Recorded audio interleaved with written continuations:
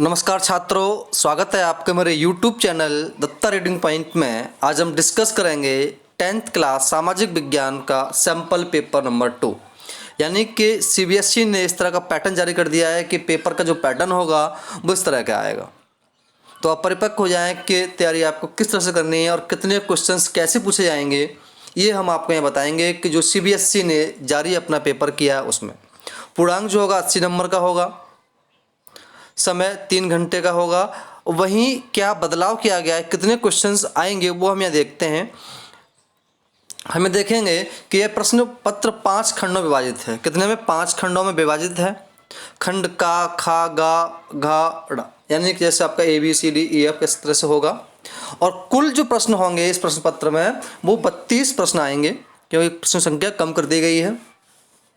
तो क्वेश्चन कितने होंगे आपको? 32। ये आपकी प्रैक्टिस के लिए है। आप देख पाते हैं कि कितने क्वेश्चंस आप अटेम्प्ट कर पाते हैं। इसको आप ईमानदारी से घर पे कीजिए, आप पता लगा पाएंगे कि आप कहाँ खड़े हैं। और सभी प्रश्न अनिवार्य हैं। कुछ प्रश्नों में आंतरिक चयन उपलब्ध है, उनमें से किसी एक का ही प्रश्न करना है, उत्तर देना है। और प्रश्नों के सामने उनके अंक निर्धारित किए गए हैं। अब ये देखना है कि कितने नंबर में कौन से क्वेश्चन को डिवाइड किया गया है। ये प्रश्न संख्या 1 से लेकर के, यानी कि प्रश्न संख्या 1 से लेकर 16 तक अति लघु उत्तरीय प्रश्न होंगे जो 1 नंबर का होगा। ये पूरा पेपर का पैटर्न है, किस तरह से आपको ये अपनाना है। जो क्वेश्चन आपको अच्छा लग रहा है, सबसे पहले आ रहा है, जी लग रहा है, वही क्वेश्चन सबसे आपको पहले करना है। ऐसा नहीं है कि ये आपको पूरा सीरीज में करना है।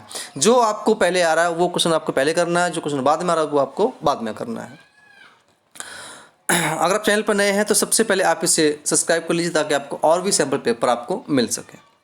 प्रश्न संख्या 17 से लेकर 22 तक 3 अंक के होंगे और प्रश्नों के उत्तर 80 शब्द से ज़्यादा नहीं होने चाहिए। लगभग 2-3 लाइन में ये 80 शब्द आ जाते हैं 3 अंकों में। 23 से लेकर 26 तक 4 अंक के प्रश्न होंगे जो स्रोत पर आधारित होंगे, यानी कि उसमें आपको एक पैसेज दी गई होगी, पैसेज से आपको क्वेश्चन निकालने हैं। 27 से 31 तक 5 अंक वाले प्रश्न होंगे। इसे आपको कम से कम 120 शब्द में लिखना है, इससे ज़्यादा नहीं होने चाहिए। वहीं जो नेक्स्ट खंड आपका प्रश्न संख्या 32 एक मानचित्र है, 5 अंकों का होगा, जिसके 2 भाग होंगे, 32A और 32B। इतिहास के 2 प्रश्न होंगे और भूगोल के आपके 3 प्रश्न होंगे जो आपको मानचित्र में दर्शाना है। तो ये इस तरह से आपका पैटर्न होगा और इस तरह से आपका क्वेश्चन बनेंगे। तो क्वेश्चन देख लेते हैं किस टाइप के क्वेश्चन बोर्ड ने दिए हुए हैं सैम्पल पेपर के तौर पर, और ये आपको ईमेल सॉल्व करना है। मैं आप इसको आपको एक भी क्वेश्चन नहीं बताऊंगा, आपको केवल घर पे आके सॉल्व करना है। और कितने क्वेश्चन सही का आपने कर पाए हैं 116 तक एक बार में ही, और कितने सही कर रहे हैं आप कमेंट बॉक्स में ज़रूर बताएं। तो खंड का में देखते हैं। सबसे पहले क्वेश्चन उसने दिया है कि श्री जय एक काल्पनिक देश पालमपुर के निवासी हैं, वह एक विकसित देश है, निम्नलिखित में से कौन सी उनके देश की विशेषता है। तो आप आराम से बता पाएंगे, ज़्यादा बिल्कुल भी टफ क्वेश्चन नहीं है। विकसित देश के अंदर क्या क्या विशेषताएं होती है बता पाएंगे आप, आपके सामने ही है, ऑप्शन दिए गए हैं, आप इसको आराम से बता सकते हैं। और कमेंट बॉक्स जरूर बताएं कितने क्वेश्चन आपने 1-1 नंबर वाले सही किए हैं लगभग। बाद में इसको मैं सॉल्व करा दूंगा। नीचे दिया गया चित्र किसका प्रतीक है? ये आपको, ये केवल किसके लिए है? ये केवल दृष्टिबाधित विद्यार्थियों के लिए है। यह है टूटी हुई वीडियो का प्रतीक क्या है, ये आपको करना है। प्रश्न संख्या 3 में आपको ये हो सकता है कि एक आपको फिल इन द ब्लैंक्स दे दें।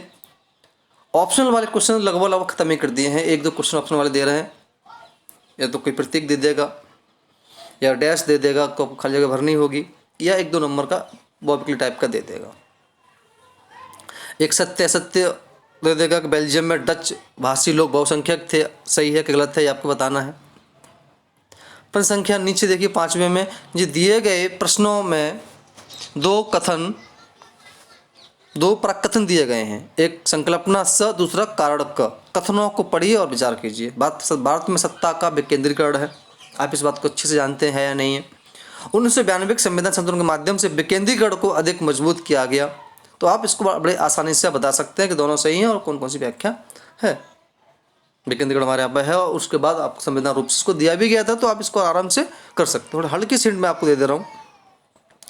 अब यहाँ राष्ट्रीय मिलान भली भांति जानते हैं। भारतीय राष्ट्रीय कांग्रेस का प्रतीक चिन्ह क्या है, जनता पार्टी का क्या है, BSP का क्या है, राष्ट्रवादी कांग्रेस का क्या है, आप आराम से इसको लगा सकते, कोई समस्या उत्पन्न नहीं होगी। वहीं एक नंबर में देखो पैटर्न पूरा चेंज कर दिया गया है। ऐसा नहीं है कि हर एक क्वेश्चन में आपको बावकली भी दे दिया जाए, नहीं। निम्नलिखित मृदा की पहचान कीजिए। यहाँ काला रंग दे दिया है, काला रंग वाली मृदा कौन सी मिट्टी होती है, आपको यहाँ उसका नाम लिख देना है। कपास की सबसे उपयुक्त कौन सी मिट्टी होती है, काली, जो भी है अब लिख देंगे यहाँ पर, काली है, पीली है, नीली, जो भी है। आयरन, चूना, एल्युमिनियम व मैक्सिमम बहुलता होती है, तो आप यहाँ लिख देंगे। ये तो पूरा दिया हुआ, केवल आपको ये 2 डैश आपको भरने, आप आराम से इसको भर सकते हैं, ये भी 1 नंबर में ही है। अब देखिए, अब उसने शॉर्ट क्वेश्चन पूछना स्टार्ट कर दिया। ऑप्शनल क्वेश्चन उसमें बहुत कम दिए। उदारीकरण शब्द से आप क्या समझते हैं, आप आराम से बता पाएंगे। या वैश्वीकरण में विश्व व्यापार संगठन की भूमिका क्या है, आपको 1 नंबर में केवल दोनों में से कोई एक करना। अथवा लगा हुआ है, इसका मतलब आपको एक करना है, कोई से एक कदम करना है आपको। साख के औपचारिक स्रोत का निरीक्षण क्यों आवश्यक है, अथवा गरीबों को बैंकों से ऋण प्राप्त करने में कठिनाई क्यों होती है, तो ये भी आपको 1 नंबर करना। एक लाइन में मुश्किल से आपको 20 शब्द लिखने हैं, आराम से उसको आप डिफाइन कर सकते हैं। हरित क्रांति परिभाषित कीजिए। या श्वेत क्रांति आप जानते हैं, हरित क्रांति संबंध किससे था, श्वेत क्रांति को भी जानते हैं। अब दोनों में से किसी क्रांति के बारे में आप आराम से लिख सकते हैं। अब देखो नीचे दिए गए परिस्थिति का चयन कीजिए। नरेश किस क्षेत्र का कार्यरत है ना, कार्यरत है, तो आप इसको विशेषताएं उसकी हैं, सुविधाएं ये हैं, आप इसको आराम से कर सकते हैं।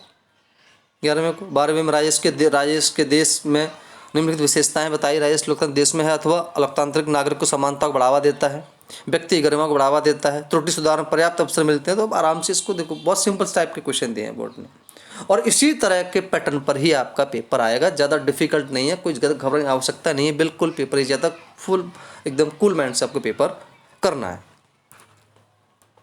13 क्वेश्चन में बताइए नीचे दिए गए विषय पर कानून बनाने का अधिकार किस सरकार के पास में है ना, तो विवाह, शिक्षा, जंगल, तो आप आराम से बता सकते हैं। दल बदल से आप क्या समझते हैं, बहुत सिंपल सा क्वेश्चन है।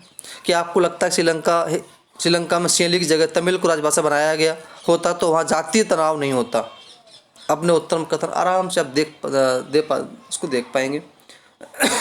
मान लीजिए आप भारत में पटसन उद्योग का व्यापार करना चाहते हैं, व्यवसाय के लिए आप भारत के किस राज्य का चयन करना चाहोगे और क्यों, आप देख लीजिए कि किस राज्य में सबसे ज़्यादा पटसन होता है, आप आराम से उसको करना चाहेंगे। उसकी जलवायु दिखा सकते हैं आप यहाँ पर, 1 नंबर में दिखाना है आपको कि वो राज्य का नाम लिख देना और उसकी जलवायु अच्छी होती है उसी आपको दिखा देना। ये तो हो गया आपका खंड का, जिसमें 1-1 नंबर के प्रश्न होंगे। खंड खा में अब 3 नंबर के प्रश्न होंगे। तो यहाँ पे खंड खा में भी आपको केवल इस देश यहाँ दिया गया, शहरों में दीप क्यों पड़ने लगा, या गांधी जी ने एकजुट होकर नामक क्यों किया। तो आपको इसमें किसी एक में से कोई एक करना, अथवा लगा, इसका मतलब एक आपको करना है, और कम से कम आपको 80 वर्ड तो यहाँ लिखने रहेंगे। ठीक है। भारतीय कृषि व्यवस्था की रीढ़ की हड्डी है, परंतु फिर भी किसान समृद्ध नहीं, कथन की व्याख्या कीजिए, आराम से आप कर पाएंगे। भारत के शस्य प्रारूप पर एक नोट लिखिए, कोई समस्या उत्पन्न नहीं होगी। तो इस तरह का पेपर जो है आपको देखने को मिलेगा। भारत जैसे देश में विवेकपूर्ण प्रयोग करने के लिए नियोजन का व्यापक रूप से स्वीकृत रणनीति है, कथन का सत्यापन उचित उदाहरणों के माध्यम से कीजिए। कृषि और उद्योग एक दूसरे से अलग नहीं है, बल्कि दूसरे पूरा के स्पष्ट कीजिए, आराम से आप कर पाएंगे, कोई समस्या नहीं, क्योंकि सारा का सारा उद्योग वहीं टिका हुआ है। अब ये इस तरह से 22 तक को आपके क्वेश्चन यहाँ होंगे, 3 नंबर के क्वेश्चन होंगे। अब खंड खा में क्या होगा, यहाँ पे आपके 4 अंक का क्वेश्चन होंगे, 1-1 नंबर पर दिए जाएंगे। यहाँ पे क्या है कि आपको ये सोर्स दिया गया है, आप बड़े आराम से कर सकते हैं। आपको पैसेज पढ़नी है और पैसेज के अकॉर्डिंग ही आपको क्वेश्चन आंसर दे देना है। बड़ा सिंपल सा क्वेश्चन होगा, देख लेते हैं। यहाँ पे आपको ये पढ़ना है, पहले पढ़ने के बाद नीचे यहाँ दिए गए होंगे, ये क्वेश्चन दिए गए हैं। 1-1 नंबर के 4 क्वेश्चन गठबंधन सरकार से आप कैसे, आप इसमें पढ़ोगे आराम से आपको मिल जाए, कोई समस्या नहीं, ज़्यादा घबराने की आवश्यकता ही नहीं है, आपको फ्री के नंबर मिलेंगे। ये थोड़ा सा पढ़ना है और आपको उसको आगे डाल देना है। इस तरह के आपको 4 क्वेश्चन मिलेंगे। 24 में देखिए, 24 में भी 4 क्वेश्चन होंगे आपके यहाँ पर, आराम से आप इसको कर सकते हैं। 25 में भी आपको वही मिलेगा, है ना, 25, 26 तक आपके इस तरह के अब क्वेश्चन आपको मिलेंगे। और खंड अब आएगा आपका घा, जिसमें क्वेश्चन 5 नंबर का होगा। इसमें आपको कम से कम 120 वर्ड का इस्तेमाल करना है, इससे ज़्यादा नहीं होना चाहिए। ब्रिटेन में राष्ट्र राज्य का निर्माण एक लंबी प्रक्रिया का परिणाम था, चर्चा कीजिए। अगर आपको ये नहीं आ रहा है तो 1815 की वियना संधि के प्रमुख उद्देश्यों को बताइए, इसकी मुख्य विशेषताओं का वर्णन कीजिए। आप किसी एक क्वेश्चन को आपको यहाँ से करना है, आराम से आपको दोनों में से कोई एक क्वेश्चन आ ही जाएगा। इसके बाद मैं आपको कुछ सॉल्व पेपर भी कराऊंगा, जिससे आपको बहुत सारी हेल्प मिलेगी। तो सैम्पल पेपर CBSE ने जारी किया हुआ इस तरह का पैटर्न पर पेपर आएगा, वो आपको ही देखना है एक नज़र में। वहीं देश के विकास के लिए सस्ता, सामर्थ्य के अनुकूल ऋण कर्ज आवश्यक है। बैंकों में जमा की धनराशि जमाकर्ता के साथ राष्ट्र के लिए हितकर है, कथन की जांच कीजिए। 5 नंबर आपको 120 शब्दों में इसको लिखना है। कोई जो आपको अच्छा लगता हो आपको उसको लिख सकते। इस तरह का पैटर्न आपके सामने देखने को वहाँ मिलेगा। तो ये जो क्वेश्चन होंगे ये आपके 31 तक होंगे। 31 प्रश्न नंबर 31 संख्या तक होंगे। अब लास्ट जो बचता है आपका वो बचता है आपका मानचित्रकार है। इसमें 2 पार्ट होंगे, 32A और 32B। 2 क्वेश्चन आपके इसमें इतिहास से होंगे और 3 क्वेश्चन आपके ज्योग्राफी से होंगे। तो आपको यहाँ दिया गया है कि ए और बी बिंदु दिए गए हैं। तो वहाँ पर वह स्थान जहाँ महात्मा गांधी सूती मिल मजदूरों के लिए सत्याग्रह किया था, वह स्थान 27 का अधिवेशन हुआ था, ये आपको चिन्हित वहाँ करना है। और 3 क्वेश्चन आपके जो होंगे वो होंगे आपकी ज्योग्राफी से। तो वहाँ से कोई बांध पूछ लेगा, संयंत्र जैसे पूछा गया है तारापुर नामक संयंत्र कहाँ है, टेहरी बांध कहाँ है ना, इस तरह से एक क्वेश्चन नीचे और दिया, आपको वो आराम से इसमें मैप में भर देना। तो कुल मिलाकर के 32 क्वेश्चन का आपका सेट बनेगा और आपको इसी के अकॉर्डिंग जो आपको सबसे ईजी लगता है सबसे पहले आप वो कीजिए, उसके बाद आगे जाइए। तो ये सीबीएसई ने इस तरह के पैटर्न जारी किया, इस तरह का पेपर आपके सामने सीबीएसई में आने वाला है। इसके बाद हम कुछ सॉल्व पेपर करेंगे ताकि आपको कोई समस्या ना हो। इसके बाद हम लगातार कई सारे पेपर करेंगे ताकि आपको कोई समस्या ना हो। तो ये पैटर्न था जो मैं आपको दिखा दी, इस तरह का क्वेश्चन पेपर बन करके सामने आपके आने वाला। तो आप इसी के अकॉर्डिंग ही आपको तैयारी करनी है। अगर आपको वीडियो अच्छी लगी तो उसे लाइक करें, शेयर करें। धन्यवाद।